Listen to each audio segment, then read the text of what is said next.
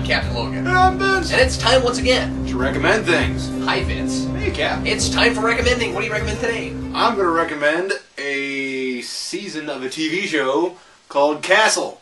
That's right. This one is about a building in England that has a bunch of crazy stuff in it. There's knights. It's not true. This is about... It's about a building played by Nathan Fillion. I'd watch it. I would too. That's actually the reason why I'm recommending this. It's a PBS kids show about buildings voiced by Whedon actors. With, like, eyes that are like windows and doors for mouths. It's buildings voiced by Whedon, and the commentary is insane. It's very insightful. This is true. Anyway, it's insightful, because if you were doing outsightful, it'd be a landscape. So, because it's a building. So the reason I'm recommending Castle is because Nathan Fillion is hard to not like. I mean, that's true. That's the thing.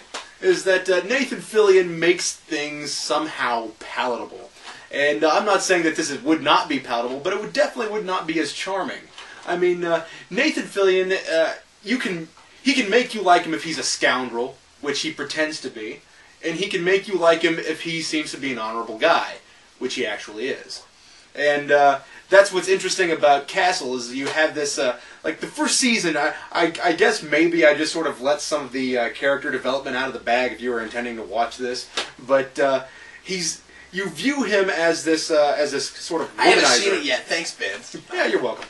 But I'm not going to give away any of the major plot, but the most interesting thing about Castle is how Castle, this big superstar writer, okay, what it's about for those of you who don't know, I'm pretty certain most people know, it's fairly popular, but Castle is a writer who is shadowing a police officer and learning about things and doing his new books. So, there you go.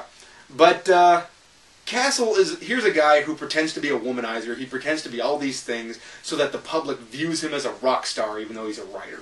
And so he has this public persona, but he has a kid, he's divorced, he has these things in his life that make him just a little bit of a sad character, and he's also a very responsible guy, but he's also a very witty guy, and he's also very much so a dad. So when you look at this guy in his life, or in his actual life, where he's by himself, he's a very likable guy. And then when you see him out there in the public eye, you think, why are you pretending to do that? That's such a fake character, and that's really interesting to see this guy have to portray himself in another way. It's a credit to Fillion's acting. So he's a good actor and he's charming. It sounds like it can't be an easy show to write either. No, that's the thing, is that it's a show about a hack writer. So how do you write stuff about a hack writer when you're trying to write a good show? That's the stuff he writes. They even read some of his stuff. They write stuff for him and say some of it in the show, and I listen to it and I go, God, that's so bad. That's some of the most fun and most difficult stuff to write, is to be both a good writer and be able to, like, realistically write something that's supposed to be bad. You know what I mean? And I don't know if it's supposed to be that way. Tough, man. I suppose I can't say for certain that it's supposed to be bad, but it's one of those things that's just like super genre fiction. Like nothing literary has touched it. Here's a guy who knows how to turn a phrase and is writing books about a lady who can punch people. So, I don't enjoy it. It's not my thing. But, however, if you have a sword and your name is Conan, apparently Vince likes it. So, what's the difference? Who knows? No, I think that would be a great TV show. You know, Conan shadowing a cop and writing a... Or how about a writer shadowing Conan, and Conan's like, I don't like your crazy magic. Yeah. Well, anyway. This is a weird, dry evening. So go ahead, Kat. All right, here we go. Today I'm recommending a foreign film, Vince. I never do this. This is something that was sent to us by one of our viewers in Australia. And love Serenade. This This is a movie that came out last year called Tomorrow When the War Began. This is a movie, like I said, it's from Australia, and it's an Australian-made movie, which is really interesting. But it's actually a pretty big budget.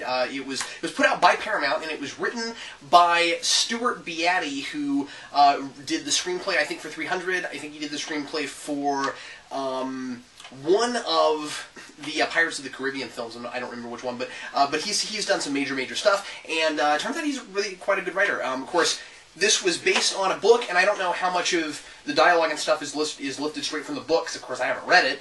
But anyway, he strikes me as really quite a good writer, and I really enjoyed this. Let me read to you what our reviewer said. This is from Magpie2541. I'll read you his letter real quick, because we didn't ever do this on a mailbag day. And I apologize, Magpie, because I seem to have gotten the hiccups during the recommendation of this thing that you sent. He says, hello, Captain Logan and Vince. I'm sending you this movie, which is based on a book of the same. It's my favorite movie right now, and I would like to get your thoughts on the movie. This stays close to the book. Things have been taken out for time. Check the commentary for that. Anyway, that's it from Magpie2541. So I haven't actually listened to the commentary, but I wanted to mention, because of that comment, that one of my, and then I'll tell you what the movie's actually about, one of my favorite lines in the movie, you alright? Yeah. What? I'm trying to get rid of the hiccups. I have a good remedy, but we'd have to turn off the camera. Well, no, it wouldn't be. It's not that. Anyway, I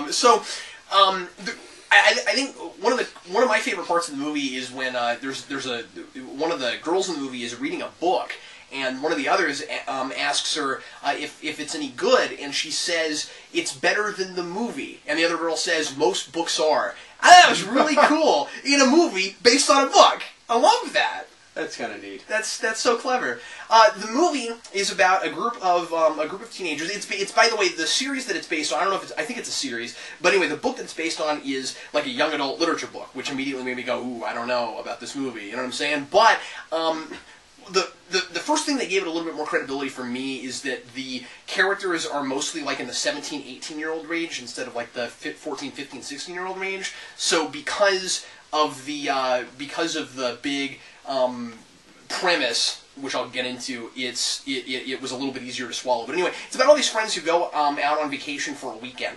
And some of them are friends, some of them kind of barely know each other. They're trying to get enough people to go with them to make the trip viable. And it's outside, I don't remember what city it is, it's an Australian city, and they go camping, and it's this, they just go to this, big outdoorsy kind of place, which is ironically named Hell, which is kind of funny because it ends up being their safe haven later. But anyway, so they come back from there, and they discovered that their city has been taken under siege by some occupying force, and suddenly the city is at war with someone. And one of the things I like about it is that it's made entirely ambiguous as to who the occupying force is.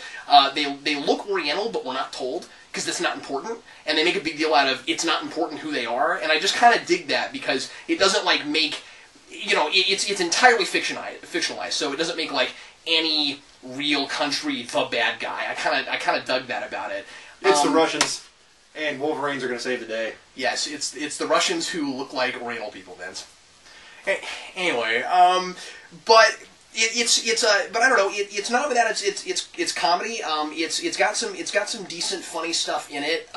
But it's primarily a really serious movie, and it's very much a coming of age, getting out of innocence kind of movie. And it's quite character driven, which is what I really liked about it.